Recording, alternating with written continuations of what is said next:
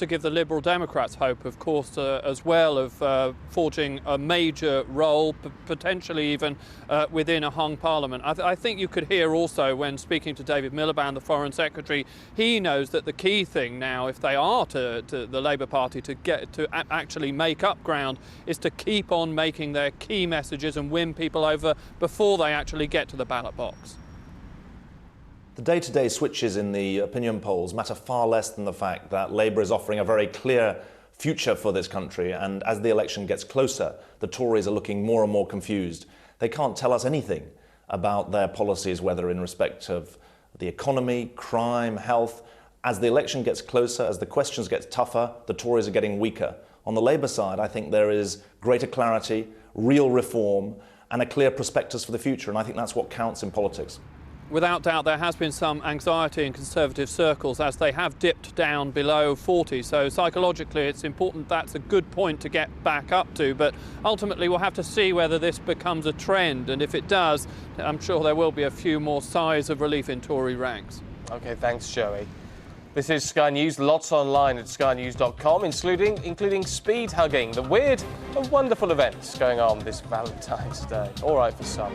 Coming up, the baby leopard making his mark on a village in India.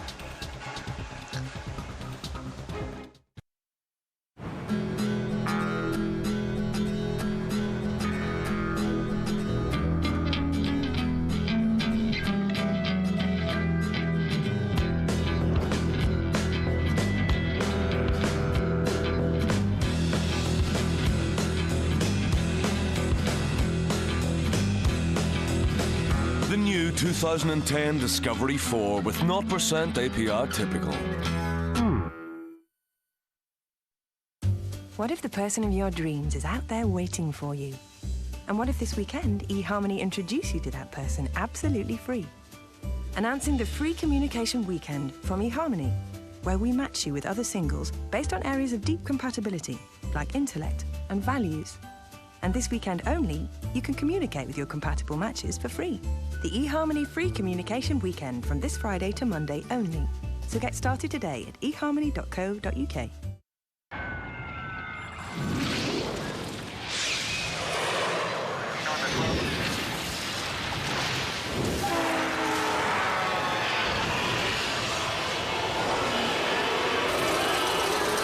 Back to common sense. It's time for green banking.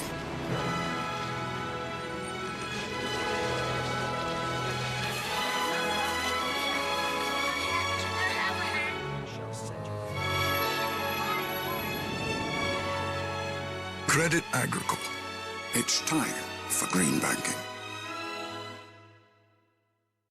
Sometimes foundations leave streaks. So here's a roll-on revelation. New True Match Roll-On from L'Oreal for ultra-even, flawless coverage. It's my new way to apply foundation, and it fits in every little crease, which I love. No lines, no streaks. It's just so inventive. New True Match Roll-On from L'Oreal Paris. And we're worth it. Out here, it's just you and the ball. Keep your eye on it, and don't let it out of your sight. Stay calm and collected. That was a brilliant putt. Catch the world's best players, focusing on their next big payday. WGC Accenture Match Play, Wednesday, 7 p.m, Sky Sports HD3. The former jockey and best-selling author Dick Francis has died. Throughout the 1950s, he won some 350 races, many riding for the Queen Mother. After retiring from racing, he turned his hand, as you will know, to writing, penning more than 40 best-selling novels. Laura Bundock reports. Dick Francis was a champion, both in his career as jockey and author. Awarded a CBE in 2000, his success began on the racecourse in post-war Britain. Said to have learned to ride almost before he could walk, he became one of the most celebrated national hunt jockeys, winning over 350 races. A favourite of the royal family, he rode for the Queen Mother for 4 seasons. My wife and I have been up into the royal box at Newbury and watched races with her. But you know, she likes talk about old times, and she likes to talk about what's coming off in future. And the second horse carrying the colours of the Queen Mother is Devon Lark. Now come into the weighing-in room and watch the weighing-in of Dick Francis. He rode in the Grand National 8 times, perhaps most memorably in 1956, when, just yards from the finishing post, his horse, the Queen Mother's Devon Lark, collapsed beneath him. It's Devon Lark, the next treble, 100 yards to go! Devon Lark, oh, he's gone down! Devon Lark has gone down! I was winning it easily, and there was no need to swing my stick or anything like that, and it was just when he was approaching the outside of the water jump that the noise hit him. I think he pricked his ears to look at the water, and the noise hit him. God, what's that? And down he went. It was the greatest disappointment in my day, and I'm sure the Queen Mother's day as far as sport was concerned. The cause remains a mystery, almost worthy of a plot in one of his novels. He became champion jockey in 1954, but just 3 years later, injury forced him to retire from racing. Dick Francis, though, quickly found a new role as crime writer. His first book, Dead Cert, became a bestseller, and he went on to publish 40 more, nearly a novel a year. They sold millions globally, with many set in the world of racing. The Queen Mother was reportedly a keen reader. His latest titles were written with his son Felix, who said he was devastated by his father's death, describing him as an extraordinary man. And many others have remembered him with fondness. Whatever he did to the best of his ability, and he was always quite humble as well. You know, I've heard him speak hundreds of times about the Devon Lark incident, and I think he was certainly more upset for the horse and the Queen Mother than himself. Dick Francis died aged 89 at his home in the Cayman Islands. Hard-working to the end, his final book is due to be published later this year. Laura Bundock, Sky News. Well, joining us from Goosey in Oxfordshire is the former Grand National winner, now the Telegraph's racing correspondent, Marcus Armitage. Good to see you this evening. How do you think Dick Francis will best be remembered? Well, I think certainly in racing he will be remembered for one thing, and that is the Devon Lark incident, one of sport's greatest catastrophes. And I mean, people still talk about doing a Devon Lark, you know, having the Grand National at his mercy and the horse sprawling on its belly 60 yards out. It's fascinating, one of the isn't sport's it, greatest Marcus, mysteries. Fascinating to look back at what happened, to see that footage again, and it does seem to be a mystery that really was worthy of one of his novels. Yeah, and he was convinced it was the noise. You know, there were a quarter of a million people there, and you got crowds like that at the races just after the war, and they were all cheering on for the Queen Mother, and he was convinced it was this sort of wall of noise as the crowd roared in anticipation of a royal victory that made the horse just lose his footing for a stride. There were many other theories. One is that the water jump cast a bit of a shadow and he went to jump that. And there was a ridiculous one that there was a Russian delegation there, and there was a bit of trickery going on, but you know, a lot of people had a lot of different theories about it. It was interesting to hear Jenny Pittman in our report saying that she believed Dick Francis was more concerned for the horse, for Devon Lark, and indeed for the Queen Mother, whose horse it was, and he was about himself and himself losing the Grand National when he looked like he was certainly going to clinch it. We know you've spoken to Dick Francis about this incident. Was that the impression you got too? Yeah, but he told me, I interviewed him on the 50th anniversary for the 50th anniversary of the race, when he was about to open the new weighing room complex at Aintree, 50 years on, and he was saying that he'd have rather won one Grand National than written 40 bestsellers as he did.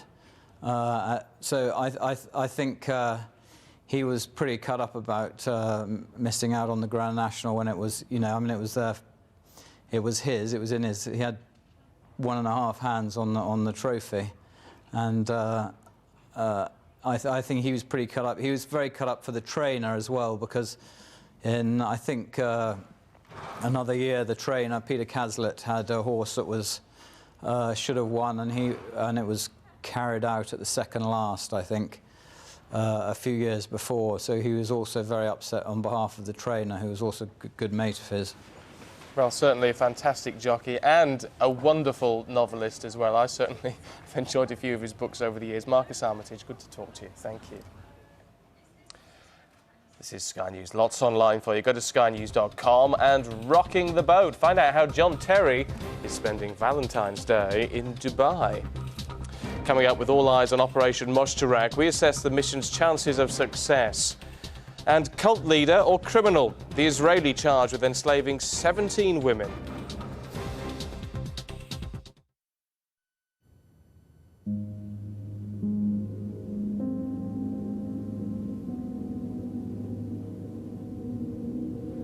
You'd think you'd wake in a house fire, wouldn't you? But just 2 to 3 breaths of toxic smoke and you're unconscious. Your lungs fill up. Just like drowning. Don't drown in toxic smoke. Test your smoke alarm weekly. Wherever you want to get to, Lloyds TSB is here to help you on your journey. Over the last year, we've helped more than 50,000 customers get a new mortgage and helped over 80,000 new businesses get off the ground, as well as helping over 6 million people save for what really matters to them. To find out how we can help you, come in and talk to your bank manager. Lloyds TSB, for the journey. 4 a.m, our van's on its rounds, bringing Cathedral City to the shops in the towns. On the A47 it's cheese with cucumber. It's lunchtime for her as the rest of us slumber. After Dalston to Heathrow via Westminster Abbey, it's a heartwarming sight for the clocking off cabbie. They're slicing in line for the lunchtime queues who gratefully eat up and pay their dues. They chop and butter as fast as they're able. White, brown and wholemeal, roll, bun and bagel. Out on the pitch, it's cold and it's lonely. He's thinking of home and his macaroni. The kids have moved out, but they've popped back for dinner. The washing up says cheesy bake was a winner. Sun's going down and we're still on our way. Shelves must be full before end of day. Off come the heels and on go the socks. It's cheese and crackers in front of the box. From Falkirk to Falmouth, from Runcorn to Ripon, bringing the nation's favourite to the fridges of Britain. The rainforests don't need to disappear. There is something we can all do to help. Giving £20 will help save 1,000 trees, tackle the devastating effects of climate change, and protect millions of endangered trees, plants and animals. Donate what you can at sky.com/rainforest rescue and we'll match it. Together with WWF, we can help save 1 billion trees and make a real difference. This is Sky News. Top stories this evening, and NATO has admitted one of its rockets killed 12 Afghan civilians as coalition troops continue to battle Taliban fighters in Operation Mushtarak. The only British soldier to have died since the attack phase began has been named as Grenadier Guardsman Lance Sergeant Dave Greenhalgh. And 5-year-old Gabby Grady, rescued with her brother from a car driven into a river by their father, has died in hospital. Prince Andrew has been described as the best single dad by his eldest daughter. Both Princess Beatrice and the Duke of York spoke to Sky's royal correspondent Sarah Hughes as he prepares to celebrate his 50th